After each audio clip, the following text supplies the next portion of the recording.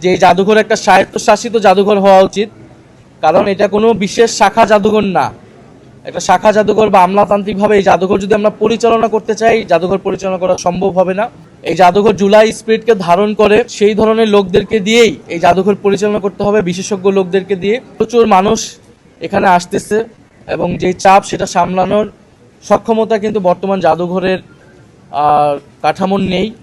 এখানে যথেষ্ট পরিমাণ নিয়োগ দেওয়া হয়নি, জনবল নিয়োগ দেওয়া হয়নি, এবং যে পরিচালনা পর্ষদ, সেই পরিচালনা পর্ষদে মন্ত্রী এটার প্রধান আছেন। আমরা সংসদে কিন্তু এটা বলেছিলাম যে এই জাদুঘর একটা স্বায়ত্তশাসিত জাদুঘর হওয়া উচিত, কারণ এটা কোনো বিশেষ শাখা জাদুঘর না।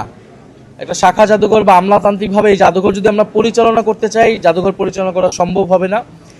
এই জাদুঘর জুলাই স্পিরিটকে ধারণ করে সেই ধরনের লোকদেরকে দিয়েই এই জাদুঘর পরিচালনা করতে হবে, বিশেষজ্ঞ লোকদেরকে দিয়ে।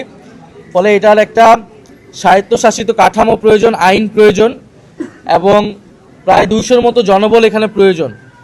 তো এখন পর্যন্ত 15 থেকে 20 জন আছে এবং তারা ভলেন্টিয়ার দিয়ে আপাতত চালাচ্ছে। তো এইভাবে কিন্তু এটা খুবই ঝুঁকির মধ্যে এই জাদুঘরটা, নিরাপত্তাহীনতা এবং ঝুঁকির মধ্যে এই জাদুঘরটা আছে।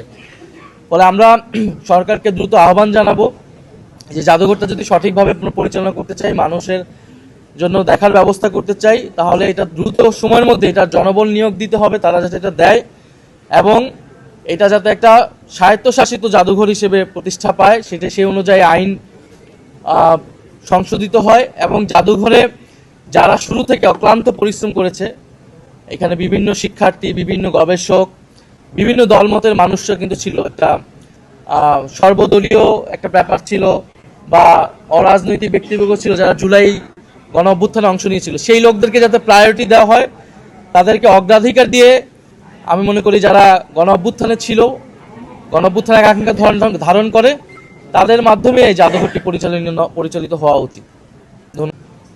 সবার আগে বাংলাদেশ বললেও আমরা দেখছি যে যদি ভয় না পেত, তাহলে এটা তো আমাদের ইতিহাসের অংশ এবং এটা তো ভারত করেছে।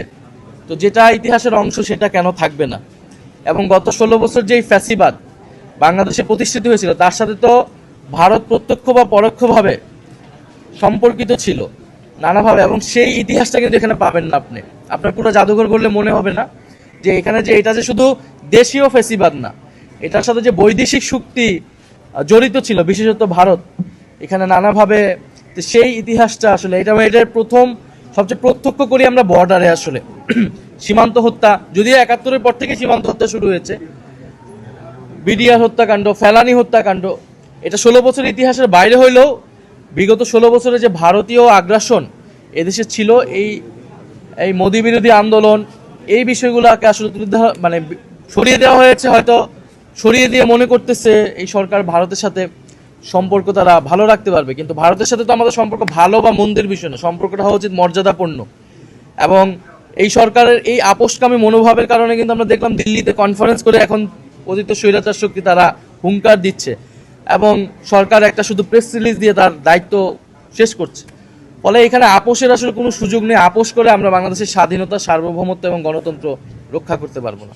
ধন্যবাদ আপনাদের সবাই।